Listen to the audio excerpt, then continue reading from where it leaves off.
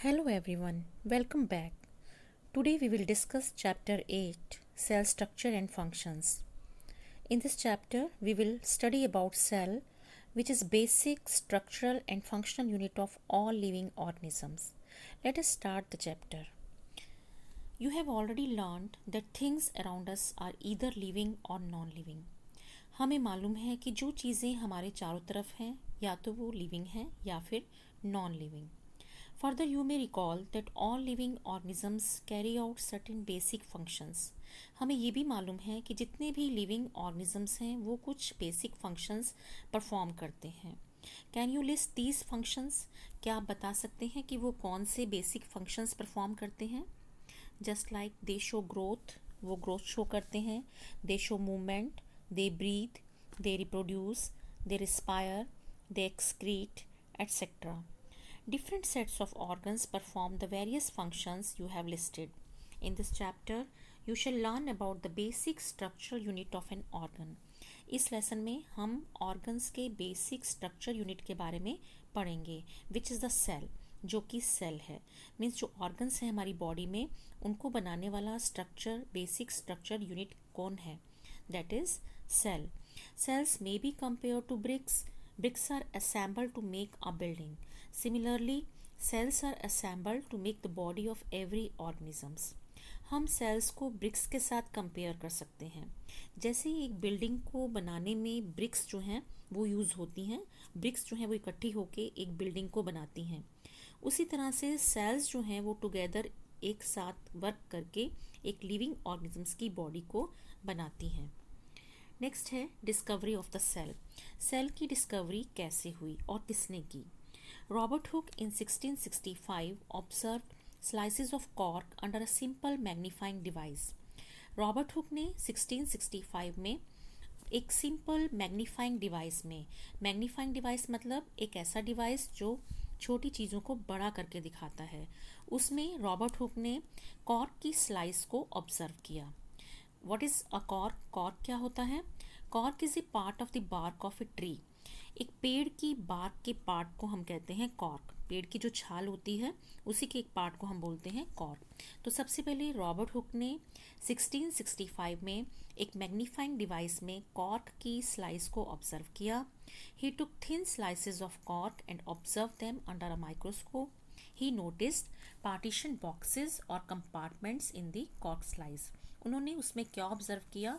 उन्होंने देखा कि कॉर्क की स्लाइस में कुछ कंपार्टमेंट्स थे, कुछ बॉक्सेस थे, एज शोन इन फिगर 8.1, जो आपको फिगर 8.1 में दिखाए गए हैं. Cork cells as observe by Robert Hooke. Next है, आपको बताया है next, these boxes appear like a honeycomb. ये बॉक्सेस देखने में कैसे थे? Just like honeycomb. Honeycomb क्या होता है? जिसमें बीज, जो मधुमक्खियां हैं वो रहती हैं और हनी कलेक्ट करती हैं, उसको हम बोलते हैं हनी कॉम. तो ये बॉक्सेस जो हैं वो दिखने में हनी कॉम की तरह थे. ही also notice that one box was separated from the other by A wall और पार्टीशन. साइंटिस्ट रॉबर्ट हुक ने ये भी नोट किया कि एक बॉक्स जो था वो दूसरे बॉक्स से सेपरेट हो रहा था, एक वॉल के द्वारा और एक पार्टीशन से सेपरेट हो रहे थे आपस में boxes. Hooke coined the term cell for each box. Hooke ने हर बॉक्स को क्या नाम दे दिया? सेल. ये जो एक बॉक्स थे वो क्या है? They are cell. What Hook observed as boxes or cells in the cork were actually dead cells. लेकिन हुक ने जो वो बॉक्सेस देखे कॉर्क की स्लाइस में, वो एक्चुअली में कैसी सेल्स थी? डेड सेल्स थी. Cells of living organisms could be observed only after the discovery of improved microscope. Living organisms की जो सेल्स थी वो cells of living organisms could be observed only after the discovery of improved microscopes. Living organisms की sales को observe किया गया जब microscope से वो इम्प्रूव्ड हुए, और उसके बाद ही लिविंग ऑर्गेनिजम्स में सेल्स को ऑब्जर्व किया गया जब अच्छी हाई मैग्निफिकेशन पावर के माइक्रोस्कोप्स की डिस्कवरी हुई. Very little was known about the cell for the next 150 years after Robert Hooke's observation. Robert Hooke की ऑब्जर्वेशन के 150 ईयर्स बाद भी हमें सेल के बारे में बहुत कम मालूम था. Today we know a lot about cell structure and its function. लेकिन आज हम सेल की स्ट्रक्चर और फंक्शन के बारे में बहुत कुछ जानते हैं because of improved microscopes having high magnification, क्योंकि आज हमारे पास इम्प्रूव्ड माइक्रोस्कोप्स हैं जिनकी मैग्निफिकेशन पावर जो है वो हाई है, जिसके बारे में हमें सेल के बारे में ज़्यादा जानकारी जो है वो मिली। नेक्स्ट है सेल। सेल कहते किसे हैं? Both bricks in a building and cells in the living organisms are basic structure units. दोनों ही बिल्डिंग की ब्रिक्स भी बेसिक यूनिट है और लिविंग ऑर्गेनिजम्स की जो सेल्स हैं वो भी बेसिक स्ट्रक्चर यूनिट्स हैं। मीन्स जितने भी लिविंग ऑर्गेनिजम्स हैं उनको बनाने वाला जो बेसिक स्ट्रक्चर है वो क्या है? सेल है। The buildings though built of similar bricks have different designs, shapes and sizes. जबकि जो बिल्डिंग्स हैं वो एक ही तरह की ब्रिक्स की बनी हुई होती हैं, फिर भी उनके डिज़ाइन, शेप और साइजेस डिफरेंट होते हैं। Similarly in the living world organisms differ from one another but all are made up of cells. इसी तरह से लिविंग वर्ल्ड में ऑर्गेनिजम्स जो हैं वो एक दूसरे से डिफरेंट हैं, लेकिन सभी किस चीज़ के बने हुए हैं? They all are made up of cells. सभी जो है वो सेल्स के बने हुए हैं। Cells in the living organisms are complex living structure unlike non living bricks. और सेल्स जो हैं वो कॉम्प्लेक्स स्ट्रक्चर हैं। नॉन लिविंग ब्रिक्स तो एक सिंपल स्ट्रक्चर है, लेकिन जो लिविंग ऑर्गेनिजम्स जो सेल्स से बने हुए हैं वो सेल्स जो है एक कॉम्प्लेक्स लिविंग स्ट्रक्चर है। पहेली यहाँ पे कह रही है a hen's egg can be seen easily, is it a cell or a group of sales. हम एक हैन की जो एग है, हैन के एग को आसानी से देख सकते हैं। क्या ये एक सेल है या ये ग्रुप ऑफ सेल से बना हुआ है? तो पहेली जो है यहाँ पे क्वेश्चन पुट कर रही है और इसका आंसर आपको यहाँ पे मिल रहा है। The egg of a hen represents a single cell. Hen की जो एग है वो एक सिंगल सेल है, और लेकिन वो इतना बड़ा बड़ा सेल है enough to be seen by the unaided eye, जिसे हम अपनी आंखों से without taking any help of the microscope हम उसे देख सकते हैं। तो यहाँ पे देखो फिगर 8.2 में आपको ब्रिक वॉल भी दिखाई गई है और अनियन पील की सेल्स दिखाई गई हैं। ये बी जो है वो अनियन पील की जो है वो सेल्स माइक्रोस्कोप में देखने पे इस तरह से नज़र आती हैं। तो ये आपको फिगर 8.2 में दिखाया गया है। नेक्स्ट है organism show variety in cell number, shape and size. जो सेल्स होते हैं वो उनकी नंबर भी डिफरेंट होता है, शेप डिफरेंट होती है और साइज भी जो है वो डिफरेंट डिफरेंट होते हैं। How do scientist observe and study the living cells? They use microscopes which magnify objects. Stains are used to color parts of the cell to study the detailed structure. तो cell को study करने के लिए scientist क्या क्या use करते हैं? वो माइक्रोस्कोप यूज़ करते हैं जिसमें उनको सेल्स को जो है वो मैग्नीफाई करके देखा जा सकता है। वो स्टेन यूज़ करते हैं, डिफरेंट पार्ट्स सेल के कलर करते हैं ताकि उनकी डिटेल स्टडी जो है वो की जा सके। There are millions of living organisms, they are of different shapes and sizes. Their organs also vary in shape, size and number of cells. Let us study about some of them. तो living बहुत से living organisms हैं जिनमें जिनकी shapes different होती है, size different होता है। Their organs also vary in shape, size and number of cells. उनके लिविंग ऑर्गेनिजम्स के जो ऑर्गन्स होते हैं उनकी शेप, साइज और नंबर जो सेल्स का होता है उनमें डिफरेंट होता है। इन्हीं के बारे में हम पढ़ते हैं। नेक्स्ट है number of cells. Can you guess the number of cells in a tall tree or in a huge animal like the elephant? क्या आप अनुमान लगा सकते हैं कि एक बड़े ट्री में या एक बड़े एनिमल जैसे कि एलिफेंट है उसमें नंबर ऑफ सेल्स जो हैं वो कितनी होंगी? The number runs into billions and trillions. उनका नंबर जो है वो बिलियंस में होता है और ट्रिलियंस में होता है। अब यहाँ पे आपको बताया गया है कि 1 बिलियन जो है वो किसके इक्वल है। A billion is a 1000 million. 1000 million से 1 बिलियन बनता है। A trillion is a 1000 billion और 1000 बिलियन का 1 ट्रिलियन होता है। Human body has trillions of cells which very in shapes and sizes. और ह्यूमन बॉडी में ट्रिलियंस ऑफ सेल्स होती हैं जिनकी शेप्स और साइज जो हैं वो अलग अलग होते हैं। Different groups of cells perform a variety of functions. और अलग अलग ग्रुप्स के जो सेल्स होते हैं वो अलग अलग फंक्शंस जो है वो परफॉर्म करते हैं। Organisms made of more than one cell are called multicellular organisms. जो ऑर्गेनिजम्स एक से ज़्यादा सेल्स के बने होते हैं उन्हें हम कहते हैं मल्टी सेलुलर ऑर्गेनिजम्स, क्योंकि मल्टी का मीनिंग ही है मैनी और cellular means cell, means these organisms are made up of many cells. The number of cells being less in smaller organisms does not in any way affect the functioning of the organisms. अब जो smaller organisms होते हैं, अगर उनमें sales का number कम है तो इसका मतलब ये नहीं है कि वो ऑर्गेनिजम्स का फंक्शन जो है वो कम परफॉर्म करेंगे, ऐसा इसका मतलब बिल्कुल भी नहीं है। You will be surprise to know that an organisms with billions of cells begin life as a single cell which is a fertilized egg. आपको हैरानी होगी ये जान के कि जो ऑर्गेनिजम्स बिलियंस ऑफ सेल्स के बने हुए हैं, स्टार्टिंग में उनकी जो लाइफ शुरू हुई थी वो एक सिंगल सेल से स्टार्ट हुई है। और वो सिंगल सेल कौन सी है? Fertilize egg. जब एग फर्टिलाइज हुआ तो वो एक सिंगल सेल था, और वो फर्टिलाइज एग फिर मल्टीप्लाई हुआ, और फिर नंबर ऑफ सेल्स जो है वो इंक्रीज होते चले गए जैसे जैसे डेवलपमेंट होती चली गई। तो इस तरह से जो ऑर्गेनिजम्स हैं वो एक सिंगल सेल से बने हुए हैं। Look at the figure 8.3 A and B. तो नीचे आपको ये फिगर दिया हुआ है 8.3। ए फिगर अमीबा का है और बी फिगर जो है वो पैरामीशियम का है। Both organisms are made up of a single cell. दोनों ही ऑर्गेनिज्म सिंगल सेल के बने हुए हैं। The single celled organisms are called unicellular. तो एक सेल से जो ऑर्गेनिज्म बने हुए होते हैं उनको हम कहते हैं यूनिसेलुलर ऑर्गेनिजम्स, क्योंकि यूनि का मतलब ही है one and cellular means cell. तो both these are made up of one cell, amoeba and paramecium. Next है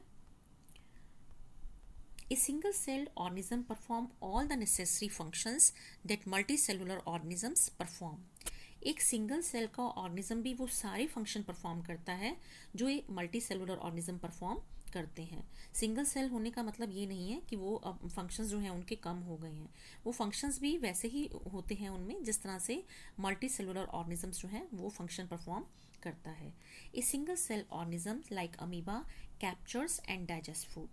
अमीबा एक सिंगल सेल का ऑर्गेनिज्म है, वो भी मल्टीसेलुलर ऑर्गेनिज्म की तरह ही फूड को कैप्चर करता है, डाइजेस्ट करता है, रिस्पायर करता है, एक्सक्रीट करता है, ग्रोथ होती है उसकी, एंड रिप्रोड्यूस करता है, उसमें रिप्रोडक्शन भी होती है। Similar functions in multicellular organisms are carried out by groups of specialized cells forming different tissues. Multicellular organism में भी यही फंक्शन परफॉर्म होते हैं, लेकिन परफॉर्म कौन करते हैं इन फंक्शंस को? Group of specialized cells. Special cells का ग्रुप्स होता है जो कि टिश्यूज बनाते हैं, और फिर ये टिश्यूज जो हैं वो आगे ऑर्गन्स बनाते हैं, और इस तरह से फिर ये फंक्शन जो है वो परफॉर्म होते हैं। मीन्स सेल्स जो हैं ग्रुप ऑफ सेल्स वो मिलके टिश्यूज बनाते हैं, और ग्रुप ऑफ टिश्यूज जो है वो मिलके ऑर्गन्स बनाते हैं। नेक्स्ट है शेप ऑफ सेल्स। सेल्स की शेप कैसी होती है? Refer to figure 8.3 A. आपको फिगर 8.3 जो है 8 जो है वो shape of cells. Refer to figure 8.3 A. How do you define the shape of amoeba in the figure? You may say that the shape appears irregular. Figure 8.3 A. इस figure में आपको amoeba की shape दिखाई गई है। ये आपको figure 8.3 में अमीबा की शेप दिखाई गई है, और आपसे पूछा गया है कि ये जो शेप है वो किस तरह की है। तो आप कहेंगे कि ये जो शेप है it is irregular. In fact amoeba has no definite shape unlike other organisms. Amoeba की अपनी कोई भी डेफिनेट शेप नहीं होती जैसे कि दूसरे ऑर्गेनिजम्स में होती है।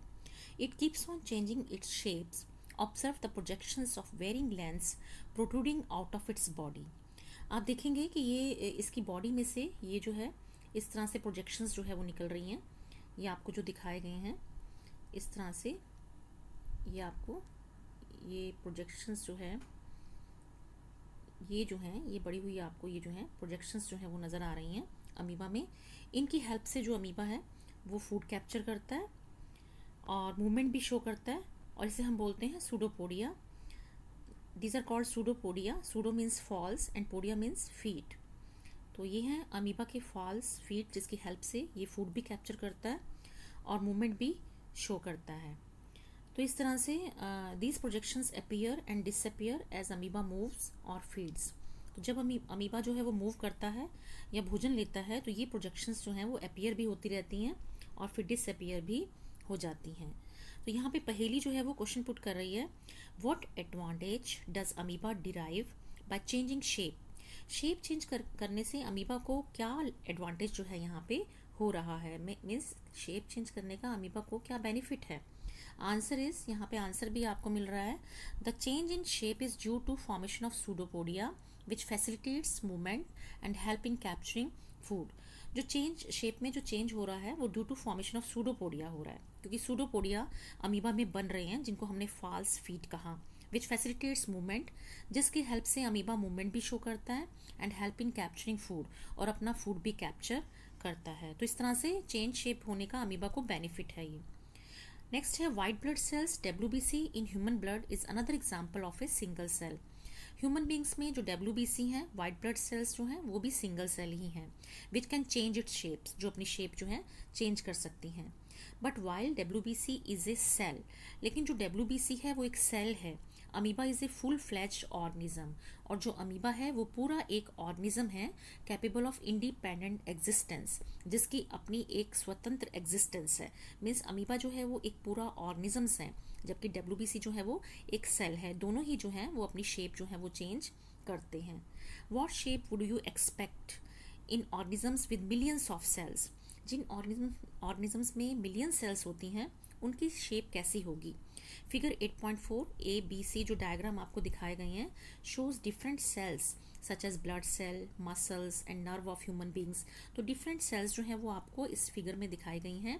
The different shapes are related to their specific functions, और इनकी शेप जो है वो डिफरेंट, वो डिपेंड करती है इनके स्पेसिफिक फंक्शन पे। मीन्स इनकी जो शेप्स है वो है अकॉर्डिंग टू देयर फंक्शंस। तो इन फिगर 8.4 ए जो है that is spherical red blood cells, इसमें रेड ब्लड सेल्स की जो शेप है वो स्फेरिकल है। और बी फिगर में मसल सेल्स दिखाई गई हैं आपको, जिनकी शेप जो है वो स्पिंडल शेप है। स्पिंडल शेप किसे कहते हैं कि दोनों तरफ से पॉइंटेड और बीच में से थोड़ी थिक शेप। इस तरह से जो ये शेप आपको फिगर में, ये जो शेप इस तरह से दिखाई गई हैं, तो ये हैं, तो ये आपको दिखाया गया है मसल सेल्स का फिगर। और उसके बाद सी में जो आपको दिखाया गया है, सी में आपको दिखाई गई हैं नर्व सेल्स। तो आपको नर्व सेल दिखाई गई हैं, ये किस तरह से हैं, जो नर्व सेल्स हैं they are long branched nerve cells, तो ये ब्रांच्ड हैं। तो इस तरह से डिफरेंट शेप्स जो हैं इन सेल्स की आपको इस फिगर में दिखाई गई हैं। तो cells sometimes are quite long, कई बार सेल्स लंबी भी होती हैं। Some are branch like the nerve cell or a neuron. The nerve cell receives and transfers messages. जो नर्व सेल्स का फंक्शन क्या होता है कि ये मैसेज जो है वो रिसीव भी करती हैं और ट्रांसफ़र भी करती हैं। thereby the helping to control and coordinate the working of different parts of the body। तो इस तरह से नर्व सेल्स जो हैं वो बॉडी के डिफरेंट पार्ट्स के काम को कंट्रोल करती हैं और कोऑर्डिनेट करती हैं। तो ये नर्व सेल्स का फंक्शंस होता है। Can you guess which part of the cell give it shape, क्या आप अनुमान लगा सकते हैं कि कौन सा जो पार्ट है सेल का वो उसको शेप देता है, किस पार्ट की वजह से सेल की शेप होती है। Components of the cell are enclosed in a membrane. Cell के अंदर जितने भी कंपोनेंट होते हैं वो एक मेम्ब्रेन के अंदर इनक्लोज होते हैं। And this membrane provide shape to the cells of plants and animals. और यही मेम्ब्रेन जो है वो प्लांट सेल को और एनिमल सेल्स को जो है वो शेप प्रोवाइड करती है। Cell wall is an additional covering over the cell membrane in plant cells. Cell wall जो होती है वो प्लांट सेल्स में सेल मेम्ब्रेन के बाद एक और कवरिंग होती है प्लांट सेल्स में, जिसे हम सेल वॉल कहते हैं। मीन्स प्लांट सेल्स में जो है वो सेल मेम्ब्रेन के साथ साथ सेल वॉल भी प्रेजेंट होती है। और ये क्या करती है, it gives shape and rigidity to these cells. तो सेल वॉल जो है वो शेप भी देती है और सेल्स को हार्डनेस भी प्रोवाइड करती है। Bacterial cell also has a cell wall. Bacteria की सेल में भी सेल वॉल प्रेजेंट होती है। प्लांट सेल्स में भी सेल वॉल प्रेजेंट है, लेकिन सेल वॉल एनिमल सेल्स में एब्सेंट है। बैक्टीरिया की सेल में भी सेल वॉल प्रेजेंट है। नेक्स्ट है साइज ऑफ सेल्स। सेल का साइज जो है वो किस तरह से होता है। The size of cells in living organisms may be as small as a millionth of a metre, जिसे हम माइक्रोन भी बोलते हैं, और may be as large as a few centimetres. Means living organisms में जो सेल का साइज होता है वो इतना छोटा भी हो सकता है, जैसे कि मीटर का मिलियंथ पार्ट जिसे हम माइक्रोन बोल देते हैं, या लार्ज साइज भी हो सकता है, सेंटीमीटर्स में भी जा सकता है ये size. However, most of the cells are microscopic in size and are not visible to the unaided eyes। लेकिन ज़्यादातर जो सेल्स होती हैं उनका साइज़ जो है वो माइक्रोस्कोप में ही हम देख सकते हैं, और वो हमें हमारी आँखों से हम उनको without taking help of any thing हम उन्हें नहीं देख सकते। मीन्स हम उन्हें माइक्रोस्कोप की हेल्प से ही देख सकते हैं। They need to be enlarged और मैग्नीफाइड बाय ए माइक्रोस्कोप। उनको बड़ा करके देखना होता है क्योंकि बहुत छोटे साइज होते हैं उनके। The smallest cell is 0.1 to 0.5 micrometre in bacteria. जो सबसे छोटी सेल है वो बैक्टीरिया की है, 0.1 और 0.5 माइक्रोमीटर उसका साइज होता है। और जो लार्जेस्ट सेल है वो एग है ऑस्ट्रिच का। ऑस्ट्रिच जो बर्ड होता है उसका जो एग होता है वो सबसे लार्जेस्ट सेल होती है, और जिसका साइज होता है 170 millimetre into 130 millimetre, approximately 17 centimetre तक इसका साइज जो है वो होता है।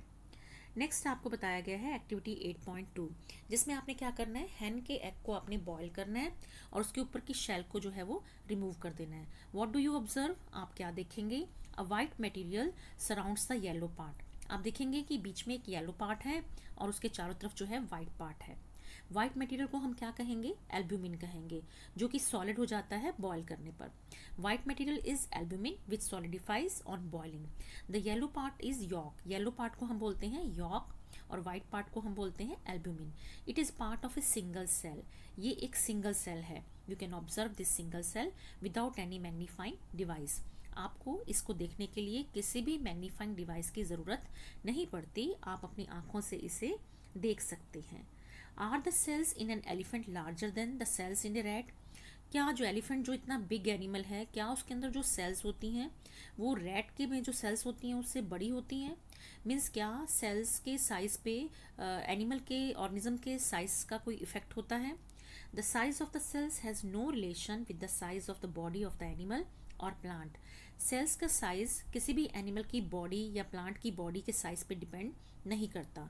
It is not necessary that the cells in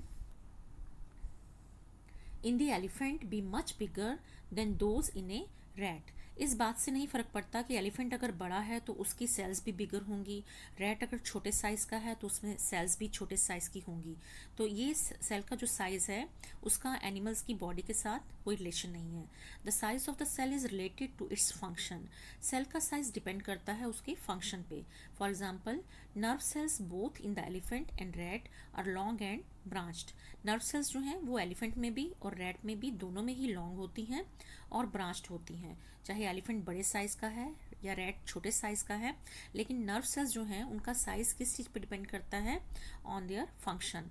they perform the same function that of transferring messages, क्योंकि दोनों ही केसेस में उनका फंक्शन क्या है, मैसेज को ट्रांसफ़र करना। तो उनका साइज़ भी जो है वो डिपेंड करता है उनके फंक्शन पे। That's it for today. Next we will do in next video. Thank you and have a great day.